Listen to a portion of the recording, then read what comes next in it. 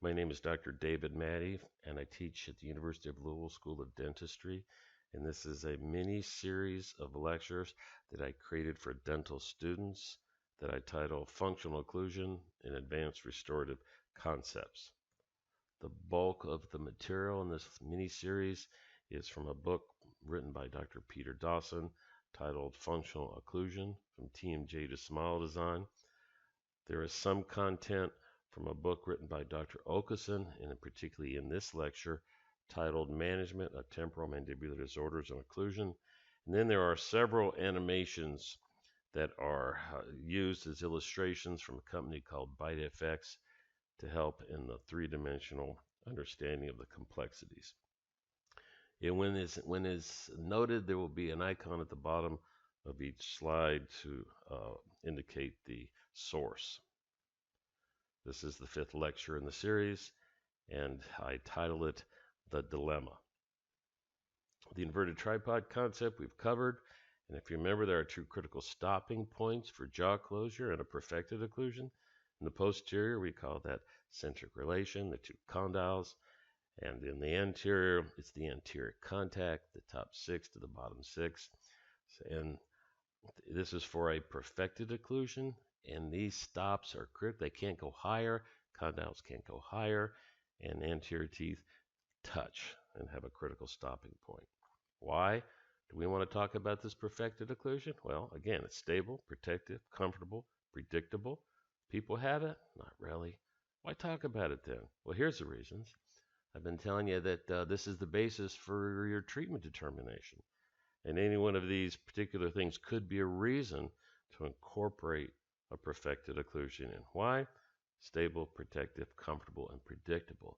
We talked about occlusion being about force management, and when the forces are out of control between the teeth, the muscles, and the joint, then destruction can occur, and there's times that we want to have a tool, an understanding of a concept of how to modify or change an occlusion to create the stability, protection, comfort, and predictability. We talked about the back. We talked about the key points, and we reviewed that the lateral pterygoid has a complexity to it. It has a dual role of antagonism and protagonism. We talked about the condyle having a critical stop, a bony stop. It can't go up any higher. It's braced by bone. And we think of it as an apex. Talked about the front. We have the summary of having stable holding contacts. We want to make sure our anterior guidance has immediate separation of the posterior teeth. We want to be in harmony with that neutral zone, and we don't want to get in the way of that envelope of function. The easy part was the middle. We want to have stable, equal intensity contacts directed down the long axis. We want them to be non-interfering in any movement.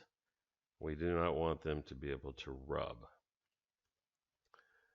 We'll look again at the mechanisms of when there is no interference in posterior teeth, and we're going to look at this lateral pterygoid again, and we're going to see that when this animation, the green lines line up, so when final closure occurs, that condyle is completely seated. And so the inferior belly contracts, and then as closure occurs, the superior belly contracts, and then in final MIP closure, when that posterior teeth are not interfering, then that lateral pterygoid gets to relax. And when that happens, we have a peaceful neuromusculature. We have this dilemma, though, and in most people, when that condyle is completely seated, in order for those teeth to come together in full closure, then we have to have a slight protrusion, and that condyle has to come forward. And if we were to look at somebody's bite and in the anterior, when their teeth are closed in MIP, often they'll have contacts such as the one on the right. But if we look at the anterior teeth, when that condyle is seated and there is a interference, then there'll be a little bit of an opening, such as the picture on the left.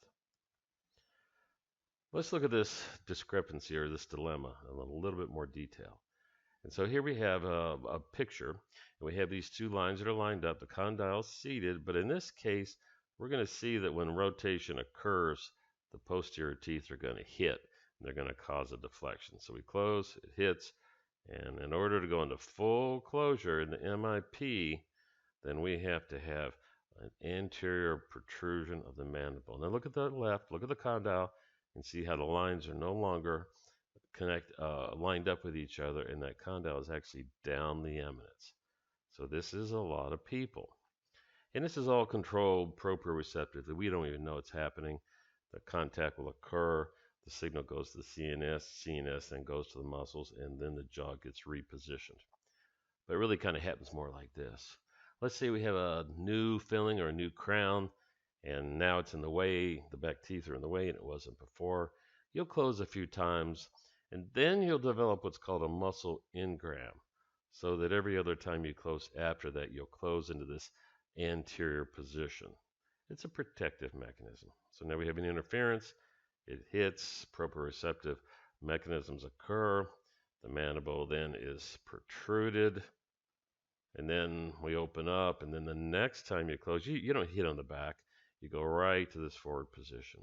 And this is why you don't really know you have this type of discrepancy, because it's proprioceptively repositioned. And that's why we call the lateral pterygoids a positioner muscle. They hold that jaw forward for MIP to occur without damage to the posterior teeth. So let's see, what's it going to look like though? What are these muscles going to look like when we have this type of interference? And we're going to start with the condyle in a protruded position, as you see on the right side of the picture with the green lines not lined up. And now we have interference, and that's why that condyle is forward. So let's go ahead and walk through an animation. And so we open, same as the normal, in the sense that the two heads of the bellies of the lateral pterygoid contract. But then when we're finally into MIP, that lateral pterygoid is in contraction still, both bellies, in order to hold that condyle forward. One more time, I'll watch it again. And when MIP occurs, we have a muscle engram, so therefore we just automatically go to the protruded position. And when we close down, and when it's all said and done, the lateral pterygoid does not get to relax. Let's compare on the left and the right with interference and without interference. The left is the non-interference, and when we open and close, when it's completely done, you'll see that the lateral pterygoid has the ability to relax, because now the condyle is braced by bone, whereas the picture on the right, those teeth are in the way, and that condyle cannot go to the most superior position, and so therefore cannot brace by bone, and that lateral pterygoid has to stay contracted. And this can, in some people, cause an incoordinated hyperactive type muscle occurrence. So muscle incoordination is the enemy, and muscle coordination is the goal. And so the purpose of occlusal therapy is a peaceful neuromusculature. So we've talked about in the past what happens to the teeth with the wear and the mobility and the sensitivity. But it could be that you could get then pain in the muscles. And so, and if you do, it's going to be one of these two. We're going to have an acute sore muscle, or we're going to have a chronic muscle. And this is the most common thing you'll see in your dental office. If all of these potentials exist for oral facial pain, when somebody comes in holding their face and you determine that it's not teeth, it's by far most common a muscle source of pain. Could be that maybe that tooth was a little tall, or maybe it was a new filling, or maybe they were doing a lot of parafunction and they come into your office in muscle pain. However, though, it could be that we start to get damage within the disc of the condyle disc assembly itself. And if we do, it would be in this area of the orofacial pain chart where we have what are called displacements of the disc. It would look more like this picture on the right. So what can happen through time is what we're going to call the derangements of the condyle disc assembly. And if we look at this series of pictures, the one in the upper left shows a healthy muscle disc position and condyle completely seated. And then the one on the very bottom right shows that there's a breakdown of the condylar head. There's no disc left, and this is continuum of breakdown. And if we again start on the upper left and work ourselves down, we'll notice that the disc is coming more forward every time. until finally it does not exist. So think of these disorders as a range of conditions, and they can be viewed as a continuum of progressive events. And we don't want this. We don't want to have a progressive breakdown. And you'll be able to tell by examination where somebody might be if this is occurring. Let's go into a little bit of detail and understand this more. Remember the disc as a biconcave shape. We have a section in the middle called the intermediate zone. This is where most contact should occur. And this biconcave shape helps with self-centering. And notice the back has a thick posterior band. And if you remember, we told you earlier that an intact disc cannot displace or will not displace because it is firmly attached. Remember, ligaments limit. And the only force pulling on that disc, tensive force, is the superior lateral pterygoid muscle. Now, in order for that disc to go too far or displace or come out of alignment like we defined earlier, that ligament must be stretched or torn to permit any forward displacement of the disc. And once a ligament is stretched or torn, it stays at that new length. It doesn't go back. It's not like a rubber band. And so if you have a ligament that is elongated, then it will not go back to its original shape or length. So there are 3 ligaments that limit this disc forward movement. We showed you pictures of the posterior ligament that keeps it from going too far forward. And then we have the medial and lateral disc ligament. And any one of these 3 or combinations of them can be elongated, and if that's the case, then it could be that the disc is then allowed to travel too far forward. What causes elongation? We got to have trauma. And most of the time, it's a macro trauma. We have a blow to a face, we have a whiplash, you fall down and hit your chin. You know, it's a trauma, and then in that excessive trauma, that ligament is stretched or elongated. Or it could be that it's micro trauma. That could be any small force that is repeatedly applied to the joint structures over a long period of time. Example might be joint loading associated with muscle hyperactivity, such as bruxism or clenching. Think of occlusion as force management between the teeth muscles and joint, and sometimes that forces are excessive, and this micro trauma can occur. The key point, though, is that if you have uncoordinated muscle activity, and we have this excessive tensive force, and that ligament has been elongated, then that disc could be held to the new length, which is really more forward than it should be. From trauma comes ligament elongation, and if there is uncoordinated muscle activity, there could be a progressive breakdown. If, however, we have this ligament elongation and we don't have uncoordinated muscle, it could be that you can have a stable occlusion. And this might be a goal when we're designing how to create stability. Now I'm going to have Doug Brown, the CEO of VitaFX, walk you through an animation that shows how this progressive breakdown could occur. Again, he designed this for dentists to show patients, and so it has some layman terms, but it's a good animation that will kind of give you an overview of what could happen as a progressive breakdown. So you can see that there are several elements that make up the jaw joint, and they need to work in harmony for the healthy functioning of the jaw. When your jaw is closed, the lateral muscles should be at rest, as shown on the left. However, occlusal problems can cause these muscles to be in tension and hyperactive, as shown on the right. They pull on the TMJ disc and jaw for much longer times than they should. So let's see how long periods of this hyperactivity can affect the jaw joint over time. We start with the normal open and close motion. Now we show what can happen over a long period of time if the disc is always being pulled by that upper lateral muscle, a process that could happen over years. You can see that a few things are happening. The ligaments holding the disc to the back of the condyle stretch. The thicker part at the back of the disc pushes the jaw back a bit, so the jaw is no longer sitting snugly in the disc, and the jaw is also being pushed back into the soft tissue, which is quite sensitive, so it causes pain. Now let's see what happens when the jaw opens and closes. As the jaw opens and is pulled forwards, the condyle jumps back into place, usually indicated by a clicking sound.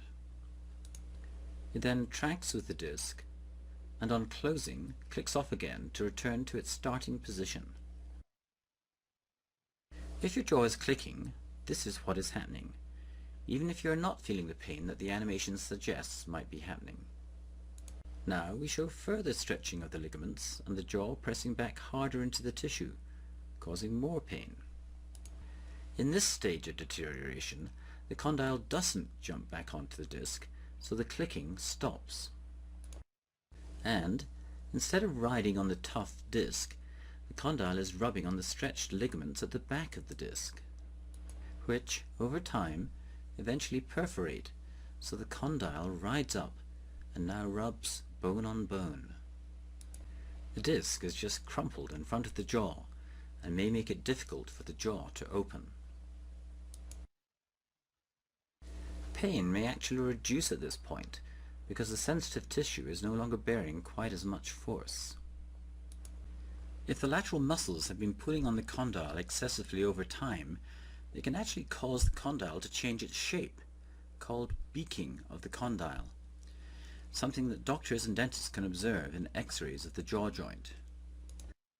Also, the condyle and fossa are wearing each other down because there is just bone rubbing on bone, something that is likely to cause arthritis in the joint.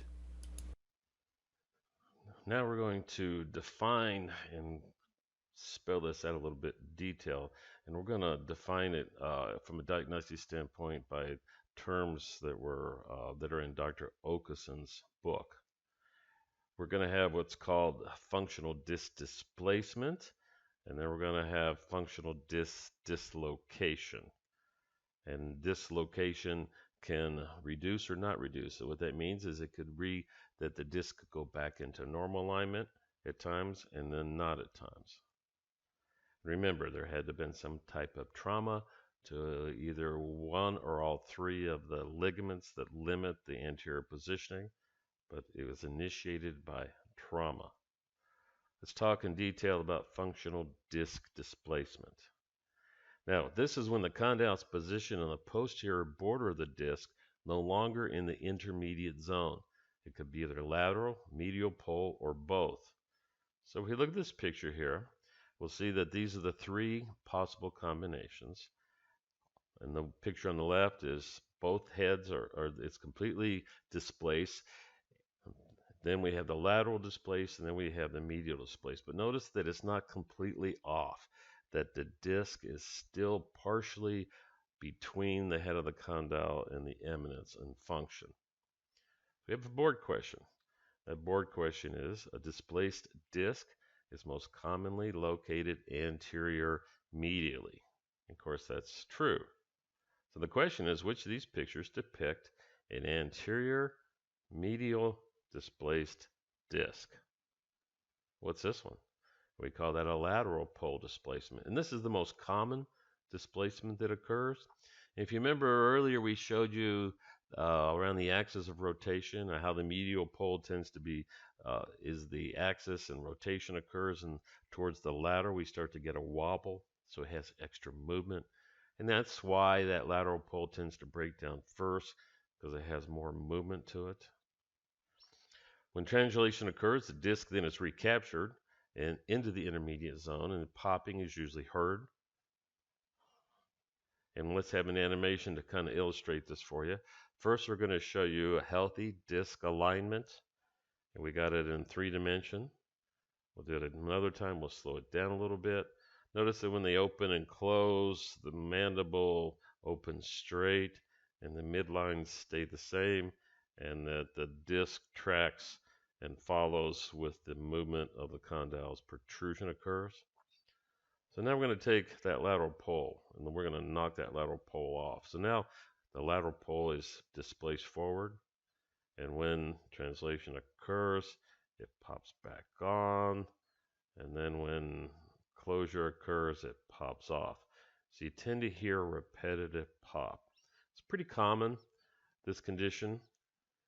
So, and in the early stages, you can have an opening click. Only the opening click is heard, but in later stages, a close click can be heard as well.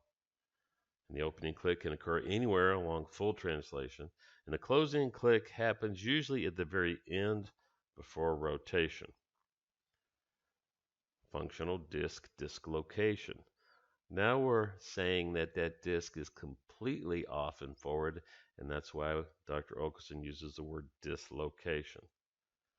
So the posterior border of the disc becomes so thin that the attachment of the superior lateral pterygoid can encourage an anterior migration of the disc completely through the discal space, trapping the disc in a forward position.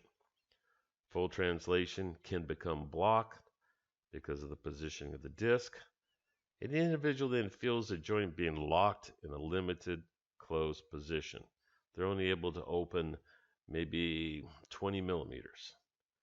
And there are no longer joint noises because there have been in the disc displacement because there is not a repositioning of the disc upon opening. It's not recapturing back on. This helps in making a diagnosis of someone that had clicks that no longer has them. It would look like this. So here we're going to take the right TMJ and we're going to displace that disc completely forward. And notice when the patient opens, that lower jaw deflects and does not go back into the midline. So we have a deflection. And so slow it down a little bit. In this case, again, the right condyle is dislocated, and that right condyle cannot translate. And so when one opens wide, they move in the direction of the disc that is blocking the forward movement. Slow it down one more time. Let's just stare at this for a while to try to visualize functional disc dislocation. If the lock stays all the time, then there will be a deflection upon final opening, and that is called functional disc dislocation without reduction, also known as a closed lock. So reduction means that it can or cannot get recaptured. So it does not recapture, it's completely blocked. If the lock occurs occasionally and the individual can resolve it with no assistance, it is referred to as functional disc dislocation with reduction. And it could or could not be painful. The condyle is now chronically positioned in the retrodiscal tissues.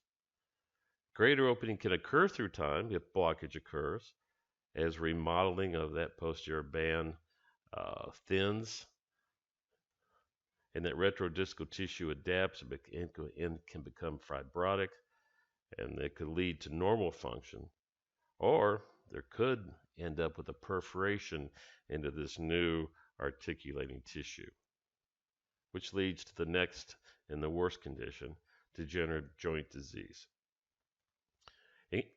This can occur anytime, but is most commonly associated with functional disc dislocation and perforation. So let's watch this animation and see how this looks. We'll see that there's a dislocated disc that is completely in front, and now we have new tissue in the back that's writing on. It's becoming sclerotic and remodeling a little bit, and range of motion is occurring back, but we're starting to get a tear or perforation into that tissue because it's not really designed for this heavy load like the actual disc was. After the disc is dislocated, the retrodiscal tissues break down and the condyle begins to articulate directly with the bony fossa, thus accelerating the destructive process. It's often painful. The jaw movement accentuates the symptoms. Crepidation, which is multiple grating joint sounds, is a common finding. And bony changes then occur, and radiographically the condyle surface seems to be eroded and flattened. We call that bird beaking, the actual remodeling and changing of the head of the condyle. I put this in here to show you in Dr. Occluson's book, and I suggest you go to that book at this page now, and that you review this summary. This is a summary of the potential for the progressive breakdown of the disc. And so that's there for you to remind you to go to that book and study it. Here we have a cadaver, and then we have a normal functioning disc. Posterior band, you can see it on the top of the condyle now, how thick it is, and how that disc rotates like the bucket handle effect like we spoke of. And this is how normal function occurs. Here's one with the disc is displaced. You see it kind of like it'll pop off. This is probably just lateral pull. And now when you go forward, it pops on. So this is a displacement. This is why you have often a repetitive popping sound, that it actually pops back on when protrusion occurs and then pops off when closure into centric relation position occurs. And these diagnostic terms can be confusing. It's common that people discuss this in terms of displacement with reduction, partial, complete, and then displacement without reduction. But I chose to use Dr. Occluson's definitions because I consider he probably is one of the authorities, and his book is a great source. And so I'm speaking in terms of the way he defines them. And so it's important that you understand that people might say these things a little different, but really the same definition is occurring. The disc is either popping on and off repetitively, or it's completely forwardly displaced or dislocated. So now we have a patient come in, and we've talked about occlusal disease. We've talked about force management. We've talked about destruction of teeth. Talked about chronically painful or acute painful muscles, and we talked about how that joint can be involved, and that think again is a system of joint muscles and teeth. And so we have a new patient that comes in, and we have a whole other thing to study and analyze, and we want to do that at the very beginning, and we want to make a clinical assessment. So we need to include a TMJ occlusal examination at our initial contact with the patient. And we're going to go into this more detailed next appointment. But we're going to have a good history. And then we're going to do some palpations of the muscles. We're going to get a sense of muscles. And then we're going to look for range of motion. We're going to look for things that it tells about the disc and its health or not health. We're going to listen for sounds or record sounds. And so next week we're going to talk about that examination in detail and how that clinical information can help us make a determination of this total system. And then we're going to use that as a starting point as to how we're going to categorize our patients into treatment groups, which then could lead to treatment determination and treatment recommendations.